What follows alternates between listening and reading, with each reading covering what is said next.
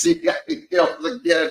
Hello, And everyone. action. Welcome. And action. All right, there we go. Hello, everyone, and welcome to Great Combos, where we always say whether you agree or disagree, you can always find great combos. Put it in the chat. Say hello. We want to know where you're coming from. Alex, what's happening, my man? What's happening? Well, we're going to talk about acting and actors, but we also have to start with something very different. And this is the sort of thing that only happens once a year. And you have hinted upon it just below your name. Please, everybody, write in the chat, write in the comments, happy birthday, Roger. It is Roger's birthday today. Thank you, my good friend. I appreciate that. Thank you. Yes, 53. Look at me. I feel so happy to be here. I want to give a shout out to my good friend Kwesi, who gave me this shirt, Unbreakable. And after the year that I've had, the ups and downs and everything else in between, very grateful for it. But this shirt is very symbolic of it. And I thank you very much, Kwesi. And to everybody who's saying happy birthday to me, thank you so much. Appreciate it. Woo! You've got a lot Really right happy. now. Huh?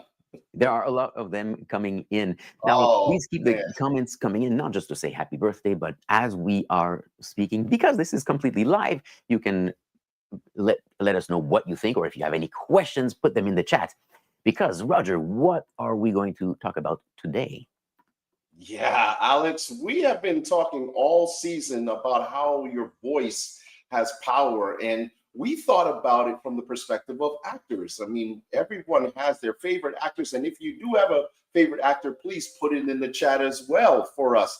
But we've been talking about the fact that actors have so much influence on us, whether it's on screen or off screen, what they do on the screen as they play their characters, or what they do off screen when they are talking about maybe social issues, political issues. We tend to see them in a certain light, whether it's good or bad. And today we want to focus and talk about how actors actually use their voices for power, whether it's on the screen, as we said, or off the screen. Right. So let's start with a lighter portion of this conversation, if you want, Roger, and just think about some of our favorite actors and why are they our favorite actors? Is it because of the roles that they play, or is it because of how they play those roles, or is it something else? Roger, who are some of your favorites? My all-time favorite is Arnold Schwarzenegger, and my favorite movie all time is Commando. And now there's a lot of movies that I've loved over the time, but that one, for whatever reason, seems to stick to me. And I love his action-packed movies and how he has always been portrayed as that action figure kind of a guy. So that's to me my favorite actor. What about yourself? Well, look, I also grew up watching some of these Schwarzenegger movies. You know, I first really started appreciating him in his more comedic roles. So I never watched The Terminator until I was older, when I was an adult. But Kindergarten Cop and Twins, and whenever he's with, is it Danny DeVito? He's with him in a few movies. I mean, it's funny because he's the action star, but he's also in a comedic role, and I think that throughout the 1990s, it was a great way to see him. And I was pleased also to see him take new roles, you know, right now, after his political career, going back to acting, not just as the Terminator, but as like the CIA agent who's retired and must go back for one quote last mission that lasts 2 seasons. So and of course, going back as the Terminator, the best line in that movie, I forget what's the title of that movie, but he's back as the Terminator, but like 30 years later. So how do you take that actor who has aged, but he's still a robot in the movie? He says, "I am old but not obsolete." Yes. So he made it relevant to the time, which is good, right? Yeah. So you don't think I think this is what the beauty is of of actors in general, right? For a brief moment in time, it takes us away from the real world that we are living in, and we can transport ourselves into that particular movie, into that role that they're playing, and we see them for who they are. And I even go even further in when we, and you touched on it, but when we see an actor that generally plays a certain role all the time, we've gotten so used to it, and then you see them morph into a different character over time, right? You touched on it with Arnold Schwarzenegger, but we've seen that with other actors as well. I look at Robert De Niro as a person who was always the gangster in all of his movies, and then all of a sudden he transformed himself into more of a comedic role and started playing that more. And then other actors that have done the same thing, where they've changed according to their time. I look at somebody said, who was it? Suzanne. Hi, Suzanne. She said John Travolta. John Travolta went the opposite way. All of a sudden, he became this sinister type of actor and doing these roles that were action-packed and everything. There it goes. Yeah, of course. Marjane mentions Robin Williams. Brilliant at comedy, but you've seen his last movie. I forget the title, but where he plays a man who realizes, or whose diagnosis is that he has just one day to live. It is heartbreaking, especially considering what happened to Robin Williams. So he plays it so well. And there are a couple of other movies. There's one where he plays a guy at a photo shop, right?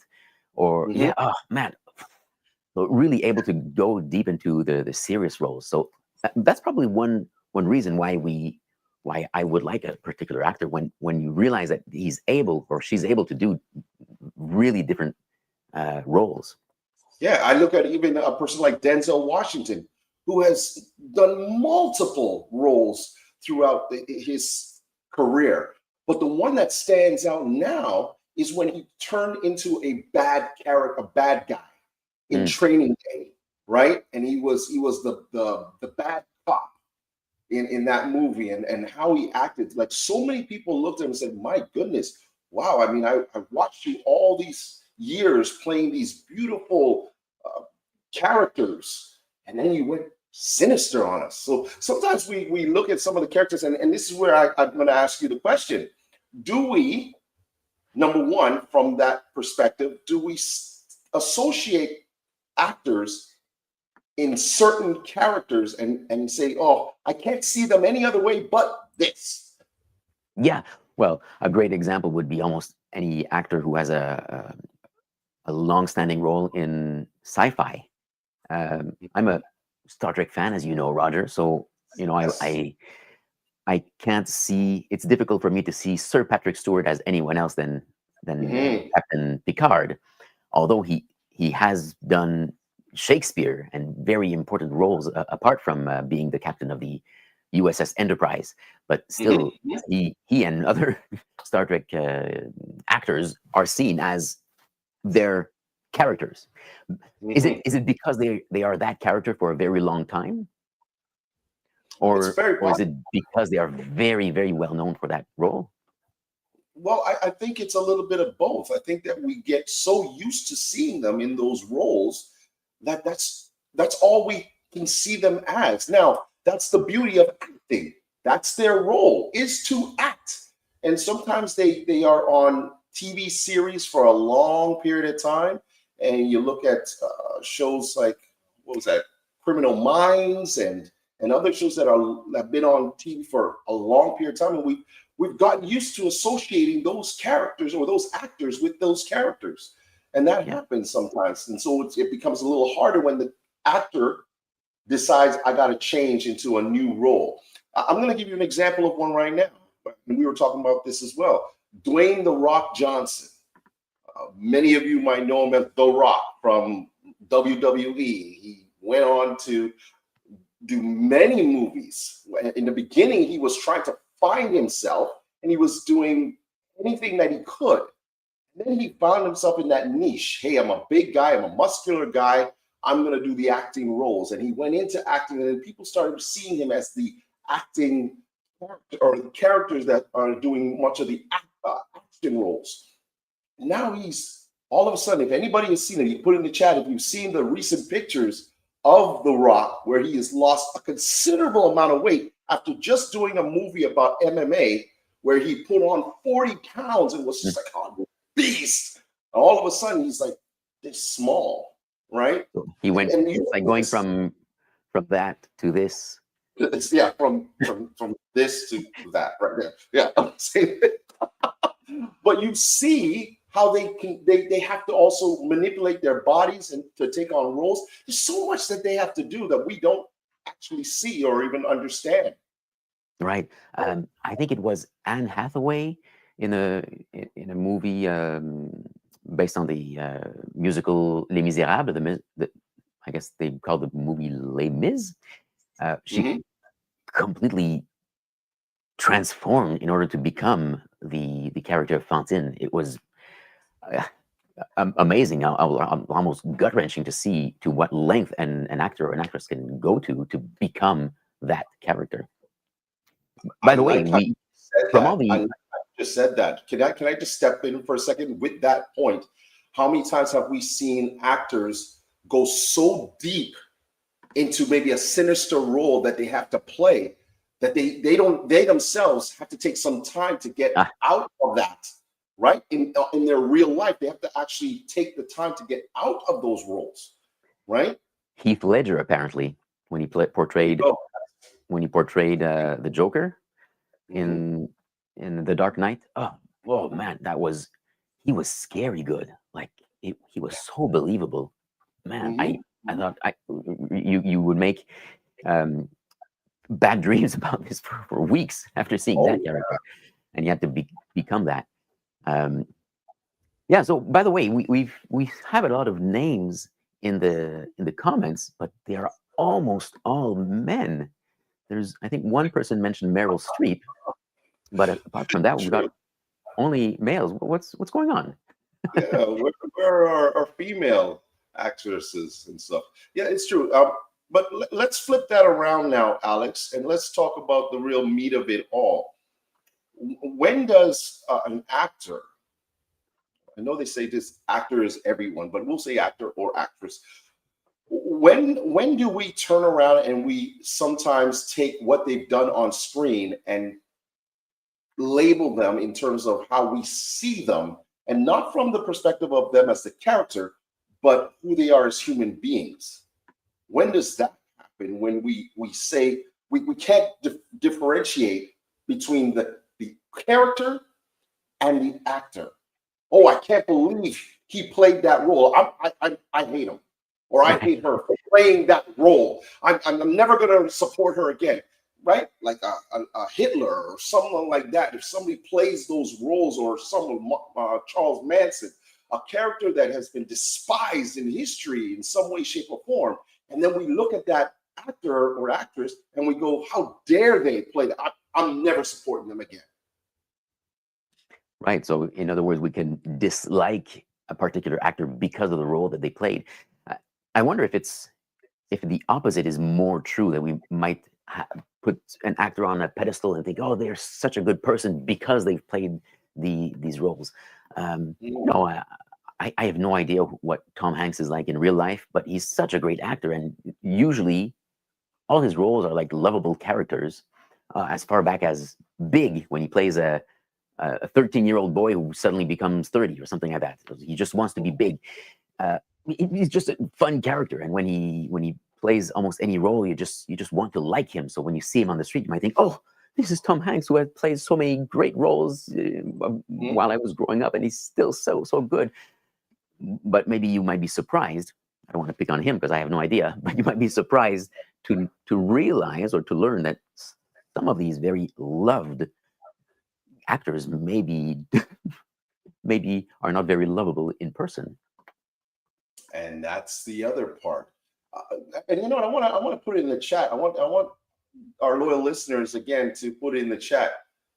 Has there ever been an actor that, away from the screen, you have noticed who has repeatedly been in bad trouble, or what I want to say?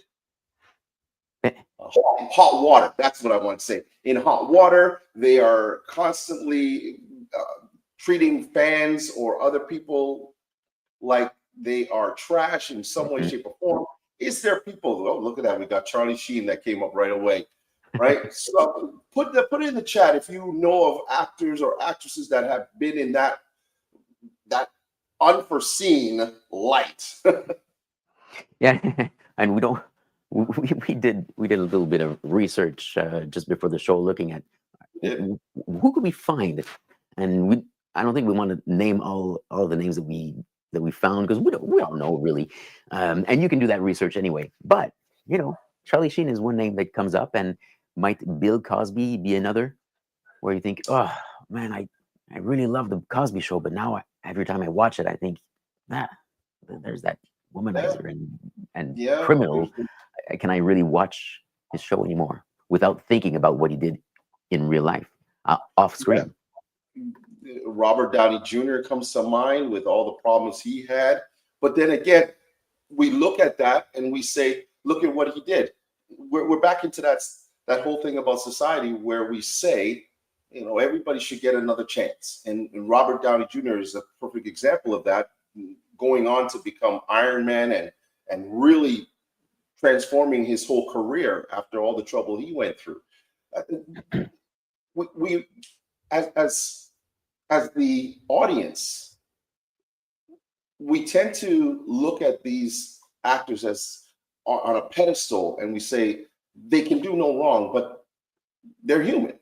And whether we are in agreement with what has happened to them or not, should that change how we see them on the screen? It's a question. Yeah, and I guess the answer will be different for you and me, maybe, and even for everybody watching. Are we influenced by what an actor did off screen? Mm-hmm. The way Kathy mentions it in the comments, thespians are humans too, Yes. and they make mistakes. So I personally, I guess it depends on what they did or what they do off screen. Is it just an honest mistake? Did they run a red light or something, or were they impolite with some fans at 1 point or 2 points? I can still watch their movie. But if they were deeply criminal off screen, becomes more difficult to see them in a different way. Yeah. So we're looking at two different sides of it then, Alex, because there is the side of off screen. Have they done something wrong? Can I still look at them on screen? And then we have the other side, which says if they're on screen playing a character that just curls my stomach and I can't believe them, will I not like them as Robert De Niro in real life? Will I despise them?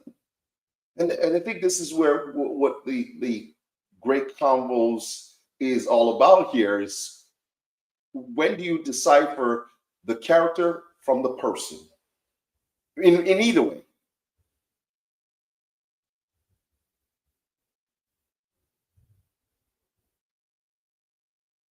Are you there? Oh, you cut off. Your microphone cut. You're on mute. You're on mute. You're on mute. There you go. Right. Okay. I thought There we go. this works now. Sorry. Sometimes we can be disenchanted by what an actor might do off screen, not necessarily because they're mean or criminal, but just because they give a different image of what we might have.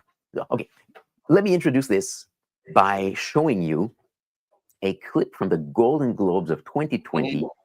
You might have seen this. This is 5 years ago, but it's timeless. This is Ricky Gervais, or Gervais, as he might say it, in front of actors from Hollywood who are more and more uncomfortable during this opening monologue. It's worth a listen from beginning to end. But here's probably the most quoted portion of his monologue. Let's see if this works.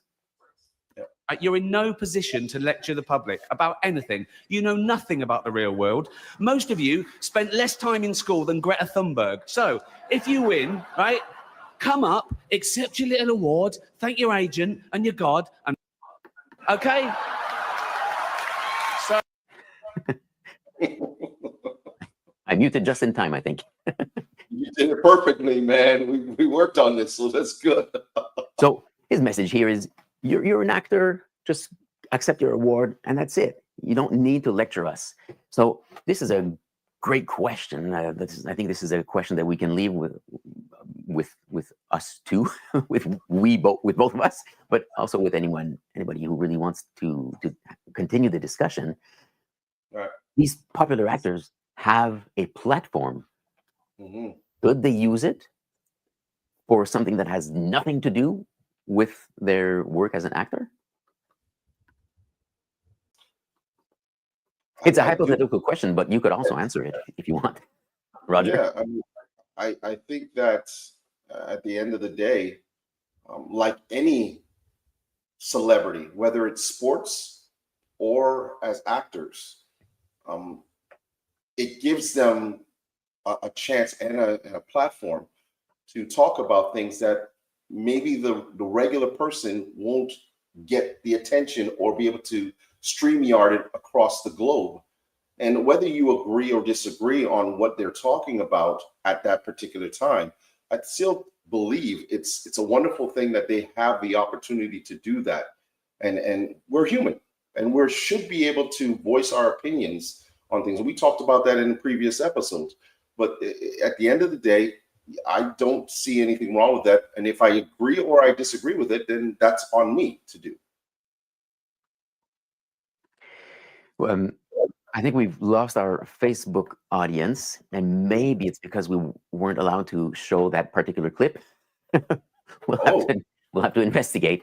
But we're still on LinkedIn and YouTube. Yes. So, okay.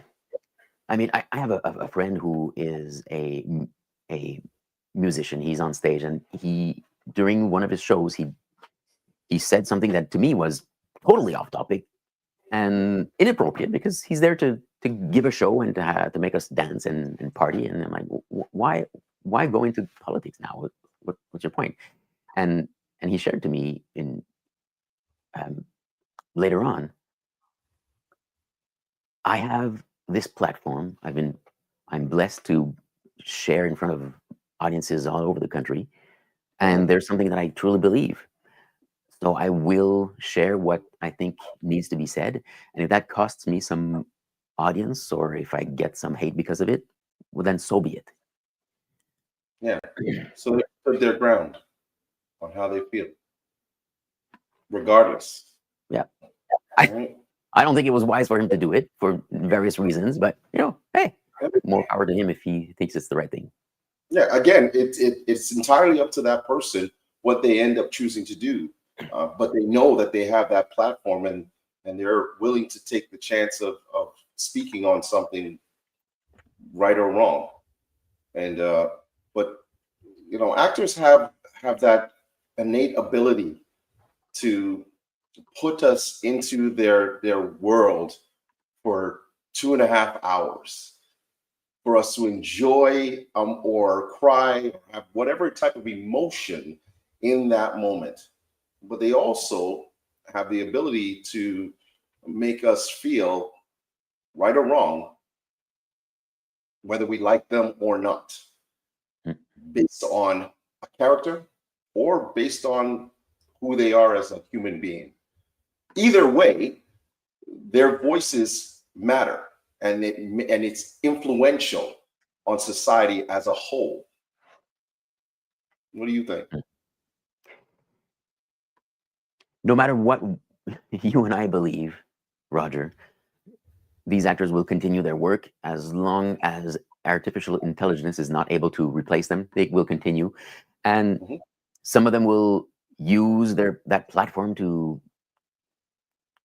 what's the expression? Something their mouth off, speak their mouth off, and others will stay quiet and realize I'm just doing this for my for the audience, without going into off topic. So we find the same thing, I think, Roger. Whenever we are on stage, do we take that opportunity to do something that has little to do what we're meant to do? I think it's for each individual to answer that question. And on that note, we will leave it with you to continue this conversation amongst yourselves. Talk about it from the actors and what they do on screen and off screen, and whether you can differentiate the two. It's a hard job for them to go on there and transform themselves into all these characters. But at the end of the day, it's acting. Please remember that. And as we always say here, whether you agree or disagree, you can always find great convos. See ya, everybody. I'm going to have myself a birthday cake. Have a great week and happy birthday. Take care.